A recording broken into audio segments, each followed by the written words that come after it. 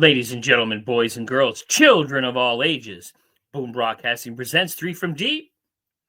I'm your host, Jason Colenso. Welcome to the show. Guys, trying something a little bit different today. Check out the background.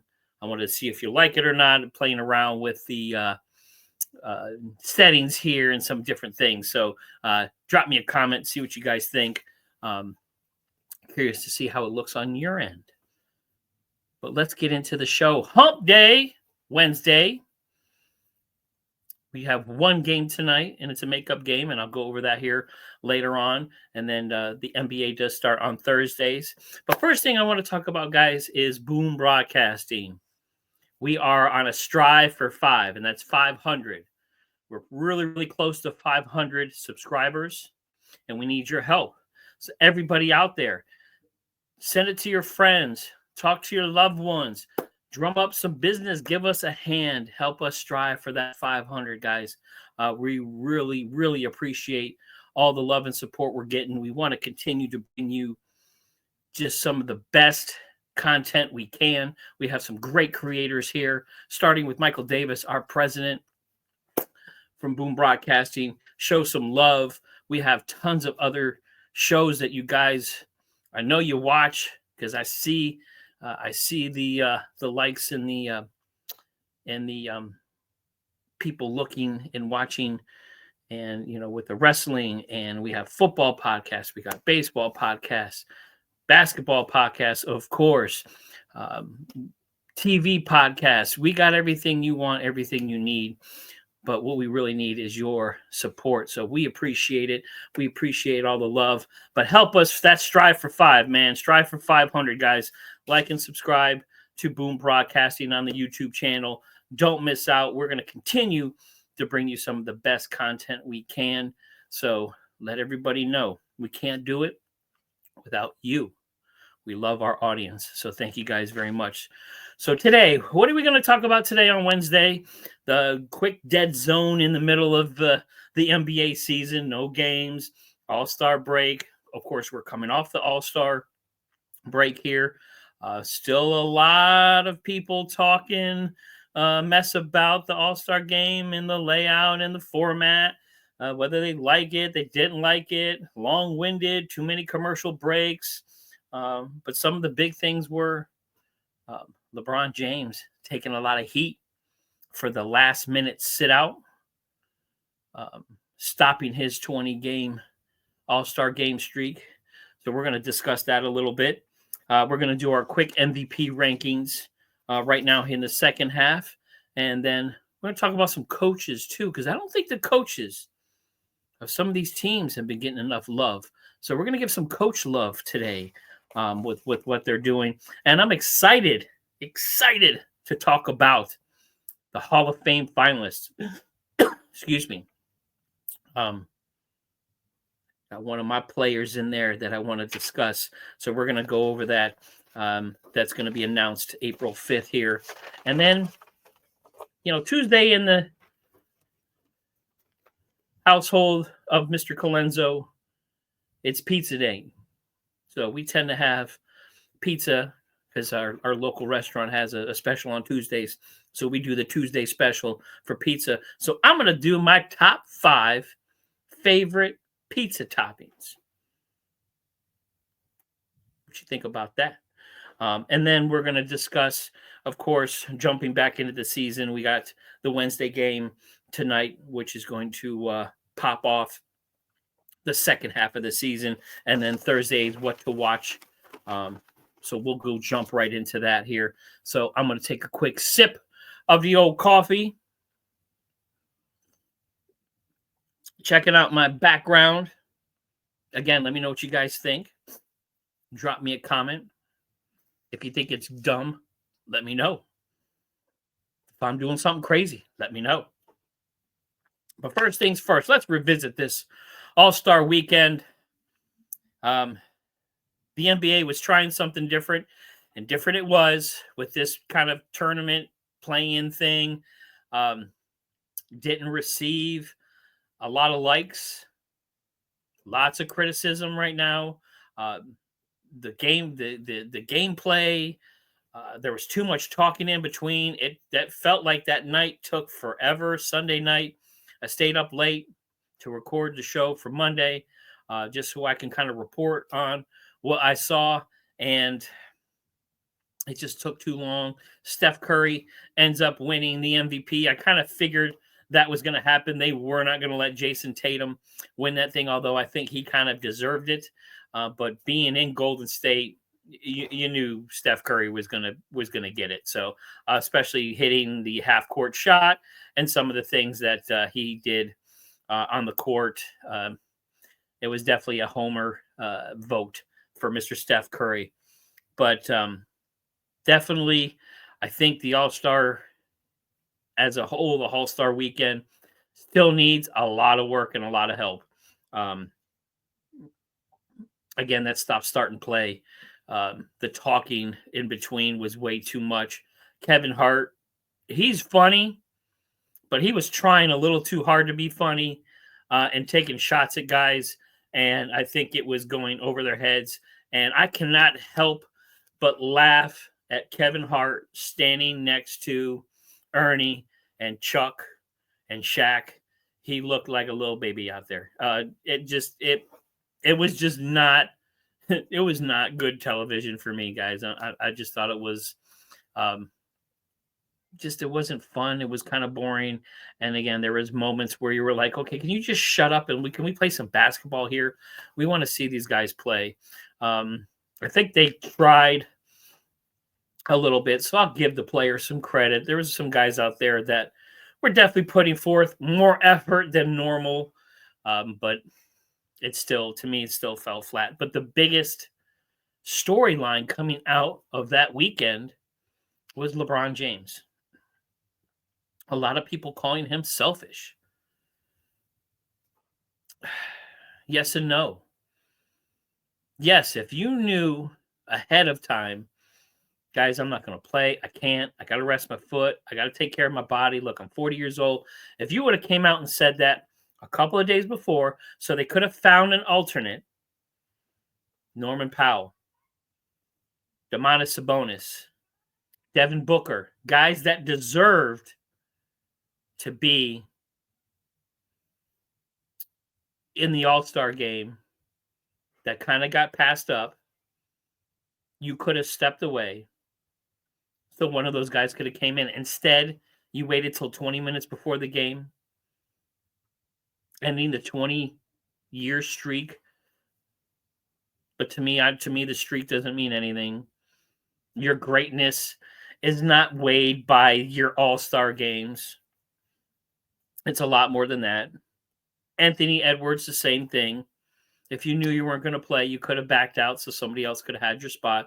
Look, guys, I get it. You don't get much of a break. It's a long, long NBA season, especially when your team's, vying for the playoffs and going to be in the playoffs. They played a lot of basketball over the summer, too. So, good. Guys, I get it. You need that rest. You got to rest your body, especially a 40-year-old LeBron James. But come on. You could have stepped aside a couple of days earlier. Guys, I appreciate wanting to be on the All-Star game, but I'm going to step aside. I've been here enough. I've been here so many times. It's time to let a young head take my spot. I'm going to rest my foot. I'll be there ceremoniously. You could have changed the narrative. Instead, right now, people are talking trash about you coming out of the game. And it's not fair to you. It's not fair to LeBron James.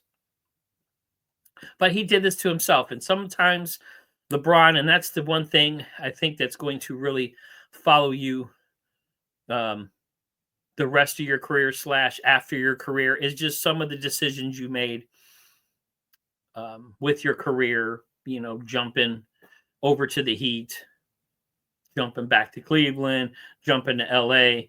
There's some decisions. There's a few things that people are going to go, well, I mean, hindsight's 20/20. Could have done a little bit better, LeBron. Could have been a little smarter. Could have took the temperature of the room, as people like to say. But you didn't. And guys like Stephen A. Smith and some of the other guys on ESPN are blasting you now. So it's unfair, but it's also It's also warranted. You did this to yourself. You could have changed the narrative. So NBA, change the all-star setup. Go back to where it was. And one of the things that I didn't like about this weekend is there was no love for the coaches. Guys, we have some great coaches in the NBA who are doing a phenomenal job this year. Where was that love? Joe Mazzulla, champion last year. Celtics, second place in the NBA. It would have been great to have him as a coach, not Team Chuck, not Team Kenny. You should have East versus West. You should have 2 or 3 coaches. You should have the coaches from the championship game the year before, and then 2 other coaches on each side. So say 6 coaches total as assistants or whatever you want to do. But just to show, okay, you got the 2 championship coaches from last year. So who are the other 4 coaches this year that are just going and having a phenomenal season? Kenny Atkinson for the Cavs. Best record or tied for the best record in the NBA. Why isn't he on the sideline getting his flowers? Pacers, Rick Carlisle. Pacers are having a great season. Rockets, Ime Udoka, having a phenomenal season with that young Rockets team. Skip to my Lou, Tyronn Lue with the Clip, having a pretty good season. JJ Redick with the Lakers. He barely coached anything in his career. I think his kids' basketball team, that's about it. Yet he's got the Lakers right there in position to make the playoffs. Eric Spoelstra, Coach Spo with the Heat, very deserving this year. Doc Rivers, they're ready to fire Doc Rivers in the beginning of the season and throw him out the door. No love for Doc Rivers. Tom Thibodeau, Tibbs, my Knicks, playing phenomenal basketball. And Jamal Mosley for the Heat, for the Magic, Orlando, thinking of those Florida teams. Orlando having a really good season. So you mean to tell me we couldn't have 3 coaches on one side, 3 coaches on the other, have those guys, whoever wasn't voted in, have them pick their squads and do East versus West. And then I heard somebody talk about on another podcast about having the East or West and the winner have home court advantage, kind of like what Major League Baseball did with their All-Star game. Whoever wins, they get the home court advantage in the playoffs. Something different. Give the coaches some love, guys. I know the players get a lot of love. They're the ones that go out there, blood, sweat, and tears. But those coaches sacrifice a lot for their craft. The sleepless nights, the time away from their families. Got to give those coaches some love, man. And the All-Star game is normally when you get a little coach love. It's time to see some of that again. So NBA, go back to the drawing board. East versus West. 2 to 3 coaches on each side, ceremoniously having the good season. Championship coaches and the guys that were in the finals from the year before. And then the winner of that game gets home court advantage. Let's go. Because especially if you have big all-stars on teams that are vying for the playoffs, that look great, that are probably going to make the finals, how hard are they going to play knowing that they have a shot at home court advantage? Jason Tatum and Brown, the Celtics. How hard are they going to play knowing that they got a shot if they make the finals and get home court advantage? So NBA, step it up. All right, guys, and speaking of some Jason Tatum and some of those great players, I'm going to talk about NBA.com has their rankings, second half of the season. Which player in this top 5 has the best chance to lead their team to the NBA Finals. So this is their top 5 rankings for MVPs. Which of these guys are going to bring their team to the promised land? Number 1, of course, SGA, Shai Gilgeous-Alexander. I don't know if you can see my MVP watch. Again, my crack production staff, which is me, in my images here. So I try to get fancy with it, which I am not fancy at all. So Shai Gilgeous-Alexander, averaging 32.5 points, 5.1 rebounds, and 6.1 assists a game. Right now, he's in the league. Tied for the best record. OKC is playing really, really well. I think that they are the front runner to make the finals, especially in the West. I know the West is deep. I know the West is hard. But I think out of all the teams in the NBA, East Coast, West Coast, whatever you want to say, Cavaliers, coming out of the East, Celtics, I think out of everybody, they have the best chance to make the NBA Finals. With SGA, Chet Holmgren's playing healthy. Now, you got a great team there in OKC. I think they're ready to kind of get over that hump. So SGA, number 1. Number 2, Nikola Jokic, the dad bod god, the Joker, 31.8 points a game, 12.2 rebounds a game, 10.2 assists a game. Guys, he's a big man. You look at him, he looks like a big Russian farmer. Or I know he's not Russian, but a big farmer. He does not look like a basketball player, the dad bod god. But, man, he is averaging a triple-double. So you talk about something that is hard to do. I know Russell Westbrook has done it a numerous amounts of times. Oscar Robinson, the god of the triple-double. But for Joker to do that is phenomenal. I still think the Nuggets have a lot of work. That team, besides Joker, Westbrook is playing well on that team, but I think Jamal and some of the other guys on that squad just aren't quite there. Something seems a little off with the Nuggets right now. They're not making as much noise as I thought they would.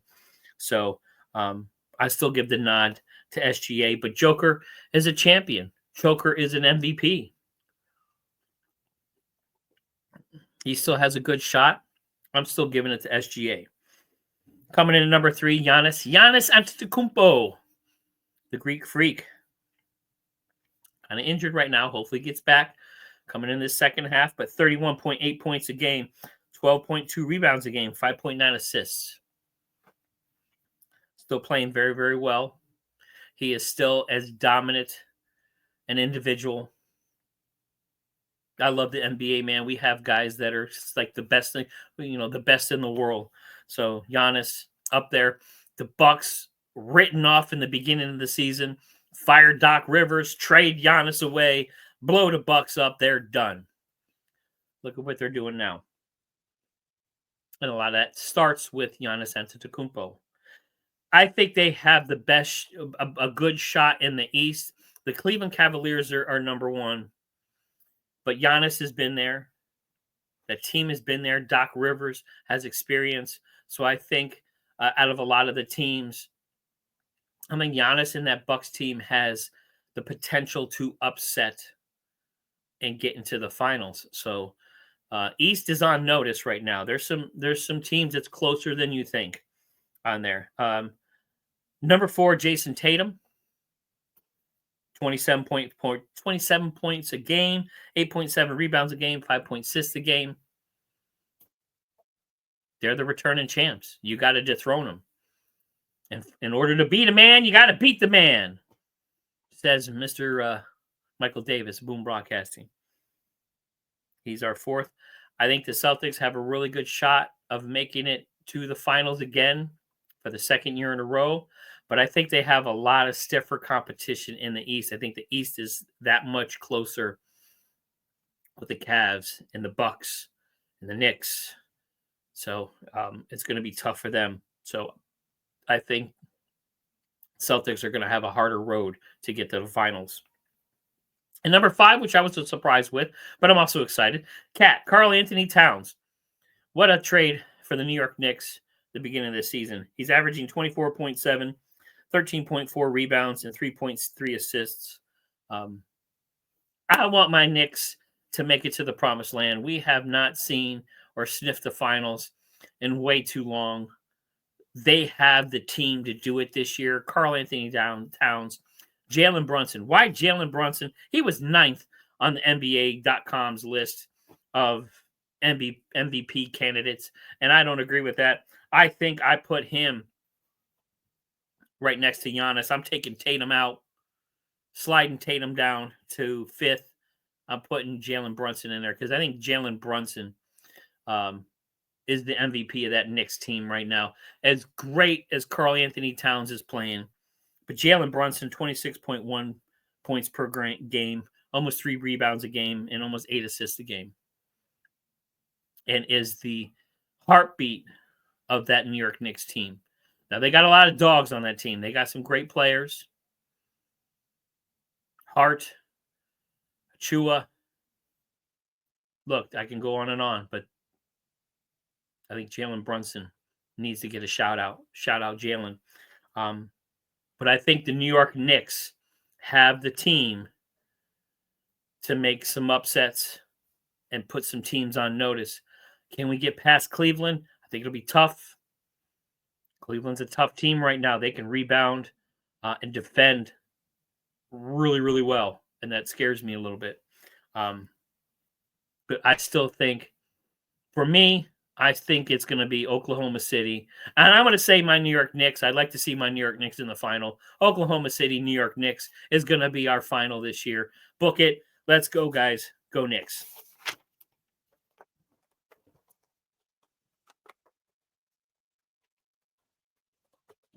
I want to jump here real quick. Spend the next about 5 or so minutes here. The Hall of Fame finalists were announced, and I am so excited about it because the first guy I'm going to talk about making his way and getting closer to that hall is my man Carmelo Anthony. Shout out Carmelo. 2003 wins the national championship for the Syracuse Orange. I'm a huge Syracuse fan too, so I can remember that. I lost my mind.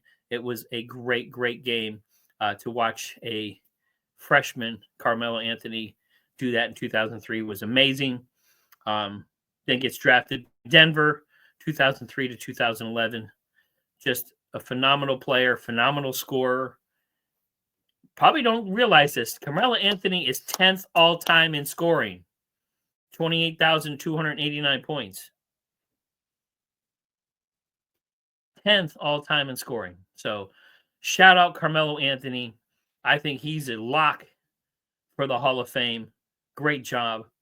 I think if teams could redo that draft in 2003, of course, LeBron's still going number 1, but poor Detroit Pistons picking Darko Milicic at number 2, and then the Nuggets taking Carmelo at number 3. I know they want that pick back. Detroit could have changed the narrative, but you didn't. You took Darko, and you died with it for a long time. But also up for consideration, Dwight Howard. I thought Dwight Howard was still playing. I mean, I know he's playing, I think, in China or something, but I guess he's eligible for the Hall of Fame. 3-time Defensive Player in a Year, 5-time All-Star, all NBA first team. Had a heck of a career with Orlando, the Lakers, the Rockets, Atlanta, Charlotte, Washington, back to the Lakers, to the 76ers, back to the Lakers. He was a dominant big man, excuse me, when that position started to fade away. So Dwight Howard, that much closer to being a Hall of Famer.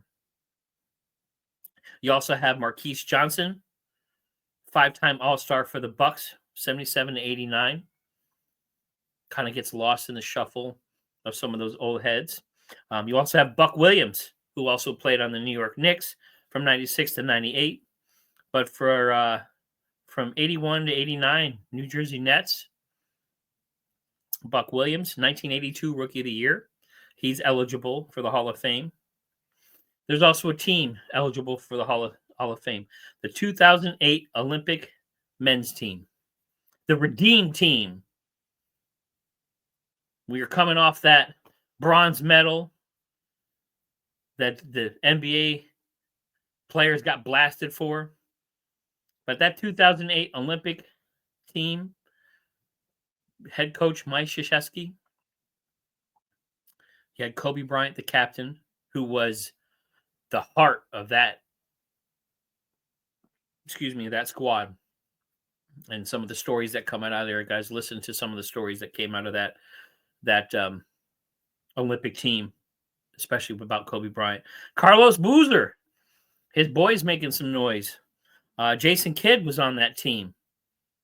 LeBron James, Deron Williams, Michael Redd, Dwayne Wade, Dwight Howard, Chris Bosh, Chris Paul, Tayshaun Prince, missed some Tayshaun Prince, and Carmelo Anthony. So that was a heck of a team there in 2008, the Redeem team. So they're up for consideration to be entered into the Hall of Fame. And then you have the Women's Committee. There's some great women's basketball players that no doubt will be a lock and will be in the NBA Hall of Fame. Shout out to the ladies, WNBA. Bigger than ever right now. Go Liberty. Big Sabrina Ionescu fan. So, but you got Jennifer Azzi, 1990 to 2003, played for the Detroit Shock. Gold medal in 1996. She's in the Women's Hall of Fame. Four-time, just a all-around great player. She did a lot of things outside and off the court for women's basketball, so I'm sure she's going to be elected. The next three are just complete locks. Sue Bird, first pick in 2002, four-time champ, all-time assist leader in the WNBA, lock. Sylvia Fowles, 4 gold medals, 2-time champion, 8-time All-Star, lock.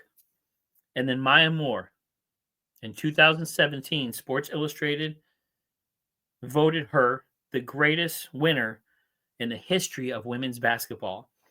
4-time champ, and her accolades are, I was reading it, man, there's a list this long. So, and she's got a statue. She's getting in. So Maya Moore, and the vet committee has Molly Bolin. So some great women's players getting elected to the Basketball Hall of Fame. I can see all of them getting in because it's hard not to recognize the greatness of the ladies' game and where it is today. And it's because of these ladies right here. You would not see women's basketball today the way it is without them. And then there's some contributors that are going to try to get in here. Mickey Aronson, the Carnival King, bought the Miami Heat in 1995 for $68 million, owns 88% of it. 68 mil. That's a lot of money, right? Well, right now, his portion of the NBA his portion of the Miami Heat is worth $2.3 billion right now. So, So that $68 million investment is paying off. Miami basketball would not be what it is today without Mickey. So, and then Tal Brody, Mr. Basketball, instead of playing in the NBA back in the day, ended up going to Israel. So he gets a little bit of a shout out. So some great, great players, guys, going into the Hall of Fame. This will be announced on April 5th during the NCAA Final Four. But let's go Carmelo Anthony. Come on. Well-deserving to all of those players who had such an impact into the sport of basketball. It is absolutely amazing. And we're going to take a timeout. Excuse me, guys. My throat's bothering me a little bit. My nose is bothering me a little bit. We got some crazy weather bouncing up and down here in northern VA. We went from like 60 degrees to like 20 degrees. So my sinuses are not happy with me right now. But you know what? We're going to keep pressing on. I'm going to give you my top 5. I like doing my top 5 lists. And again, today, On Tuesdays, I record the show for Wednesdays, but on Tuesdays in the Colenso household, it's pizza day. We go to our local pizza parlor and we get a nice New York style pizza because I like the New York style pizza. I like the nice thin, crispy crust. I'm not hating on Chicago or the deep dish or some of these other ones, but that's too much dough. You end up filling up. I like the New York style pizza. So like a big pizza pie, I like to be able to fold the slice in my hand. No droop. I don't like the droop. Gotta have it a little well done, a little al dente. So I'm gonna give you my top 5 pizza toppings the way I like to eat my pizza. Number 5, just regular old plain cheese. There's nothing better when you've had a few too many late night with the boys hanging out. I can remember many a times late night pizza be like 1, 2 o'clock in the morning. You got to have something to soak up the alcohol inside of you. So just a plain cheese, big slice of pizza, staple, rock it out. Number 4, I like getting the meat sweats. So I love a good meat lover's pizza. Every kind of meat, throw it on there. Sausage, pepperoni, meatballs, ham, whatever. Throw it all on there. Pile it on. Let's get them meat sweats going. So meat lovers, definitely number 4. Number 3, I like the white pizza. You get that white pizza with the fresh garlic and the fresh ricotta cheese. The herbs, little spices, herbs and spices on the top. One of my favorites, that white pizza, a little olive oil on the crust. Get some nice flavor to it. So I love me a white pizza. That's number 3. Number 2, New York style pepperoni and cheese. Just, again, the classic good pepperoni. Not those little weird ones that fold up and get all crunchy and weird on you. Here, a good pepperoni pizza. Nice white slice, about as big as your head, long. But when you fold it and hold it, it shouldn't droop. No droopy pizza here. But my favorite, and maybe it's just because I'm a little weird, and I know people are deathly against pineapple on your pizza. But I had this a little while ago for the first time, and like the flavors and everything kind of blew me away. Ham, pineapple, and jalapeno peppers. You got to have the jalapenos on there to add the little spice. You got the sweet and the spicy with the ham, a little salt. Boom. That's one of my favorite pizzas. I could pound a whole large pizza if I wanted to, which I shouldn't. My doctor is against that. But ham, pineapple, and jalapenos. If you haven't tried it, try it. Delicious. So those are my top 5 pizza toppings, guys. Again, that plain cheese, New York style. Give me the meat sweats, full-on meat lovers pizza. I love that white pizza with the fresh garlic and the ricotta cheese. Old school pepperoni and cheese pizza never fails. And then that ham, pineapple, and jalapenos, man. If you had not ever had that, try it out. And that's enough of our timeout. We're going to jump in here quickly. So we got one game on Wednesday night, and this game was due to the wildfires. So this was a postponed game. It's the Lakers versus the Hornets. That's why there is a game tonight, and it's just one game because this is a makeup game from that horrific set of fires there in California. Heart and prayers still go out to those guys. They're still trying to pick up the pieces there. Just because the fire stopped burning doesn't mean the destruction is far from over. So they still need a lot of help out there, guys. But the biggest news of that, of course, Luka. I haven't said his name the whole show, which is crazy. But we're going to talk about him more as the second half of the season jumps in there. So don't you worry. But Luka Doncic jumping in there. We'll see what his legs look like playing for the Lakers. And is LeBron going to play tonight? I think it's going to be kind of a game time decision for him. He says he wants to play. He's going to make himself available. Again, taking a lot of heat from his all-star bow out and the way he did it, and his timing was horrendous.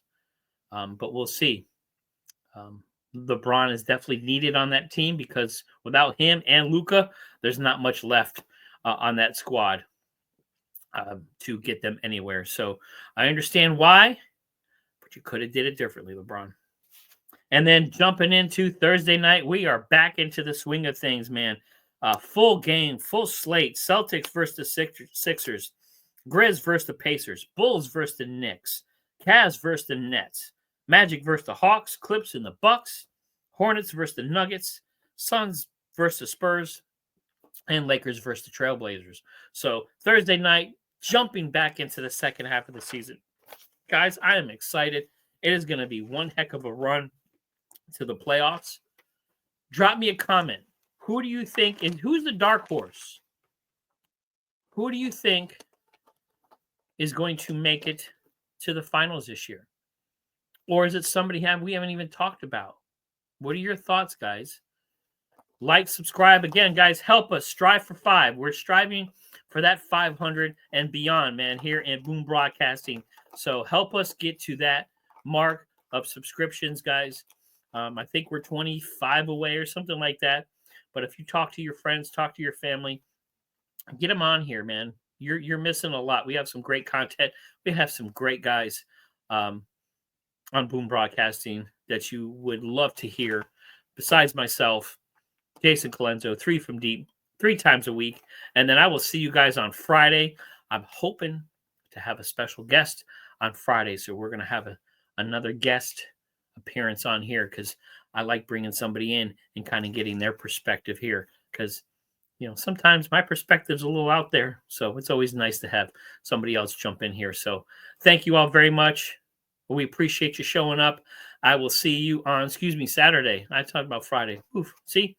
My head's all messed up on Wednesday here. I will see you on Saturday at 12 p.m. for the weekend edition. Again, we'll have a special guest. And thank you all very much. I appreciate it. Peace.